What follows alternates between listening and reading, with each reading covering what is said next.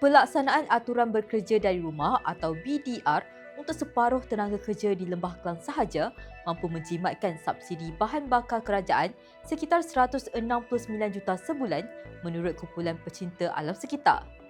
Berdasarkan data sumber kerajaan dan badan penyelidikan, Rimba Watch menganggarkan separuh daripada kira-kira 4.08 juta pekerja di Lembah Kelang atau sekitar 2.04 juta orang tidak akan berada di jalan raya. Kumpulan itu berkata langkah berkenaan akan mengurangkan penggunaan petrol 4.51 juta liter sehari atau 90.2 juta liter sebulan.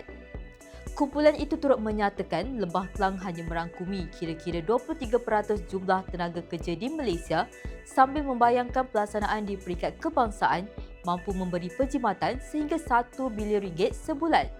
Jumlah subsidi bahan api negara dianggarkan sekitar RM4 bilion sebulan memandangkan Putrajaya mengekalkan harga subsidi RON95 pada RM1.99 seliter di bawah skim Budi 95 selain subsidi diesel bersasar.